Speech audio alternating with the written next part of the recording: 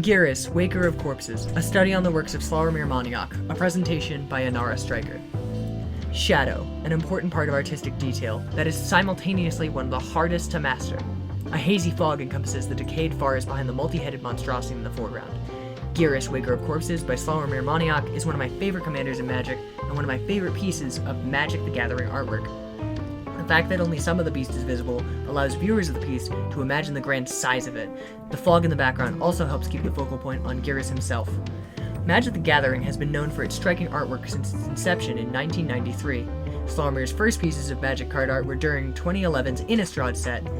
Out of the 3 cards he worked on, Hollowhen Scavenger shows his powerful use of shades and values the best.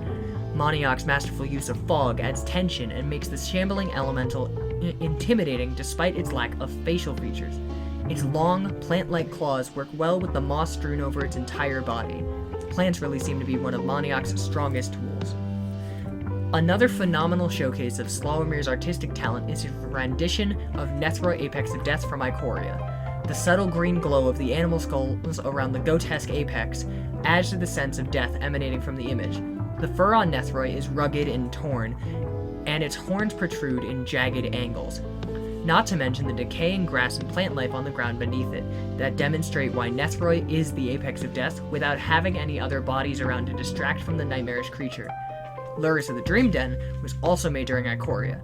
The smoke billows off the panther as it stands in a protective pose over its cub.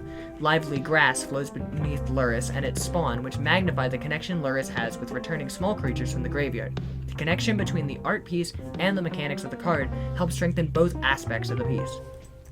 In 2017, Slawomir Maniak was commissioned with the alternate promotional art version of Archfiend of Ifnir from Amonkhet. Maniak's version of the demon is strong and imposing, and it shows through the whole piece.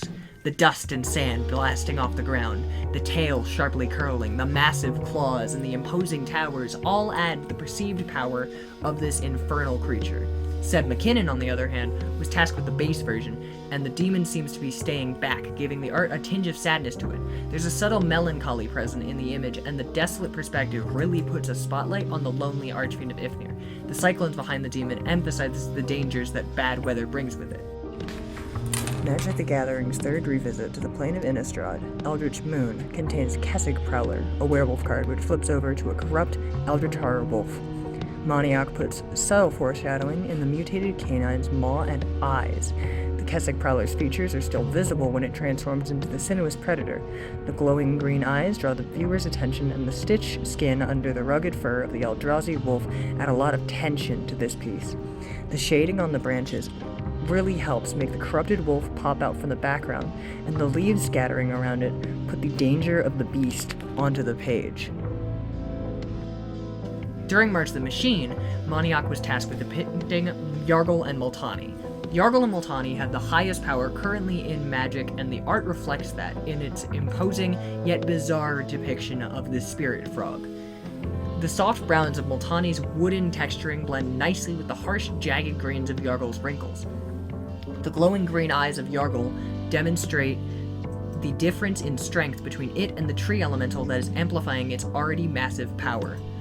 One of Maniak's most recent commissions for Magic is Amzu, Swarm's Hunger, from the Ravnica Clue set this February. The detailed transparency of Amzu's wings really stand out to me, along with the set of 4 orange insectoid eyes. The insects stampeding behind her showcase Slawomir's strengths when it comes to depth and distance, and the detailing on the frontmost bug has a level of intimidation and readiness to it that really drives the way I look at the piece. The organic yet harsh angles of Amzu's horns and mandibles keep me staring as its thorax and centaur-like leg structure create a dark, plaguey tone. A really strong piece that shows the skill Maniak has with lighting is Lieza, Shroud of Dusk. The angel's dark clothes and wings contrast the bright light bouncing off her spear, and it contradicts the stereotypical light colors associated with angels in and out of Magic. Lieza has a lot of confidence to her, and the widespread wings and powerful stance majorly demonstrate that. Lieza Forgotten Archangel contrasts Slawomir's depiction of the character, as the story has induced a much more somber tone to the angel. Being the only angel out of her 3 sisters to survive unscathed causes this rendition to hold herself and her weapon with far less vigor and self-assurance. A shadowy baby crocodile lies in one of Gyrus' many mouths. Its eyes are glowing the same shade as Gyrus's, and the glow coming from the Hydra's mouth is also the same. Gyrus has the ability to dredge the dead from below the water and thus gather servants which bring the ravenous Hydra food and other resources from the wild terrain of the Shard of Jund. The metallic armor on each of Gyrus' heads help add light to the shadows of the beast. The decaying trees in the foggy forest show evidence of Gyrus' effect on the bog around him and add emphasis to the hazardous nature of the beast.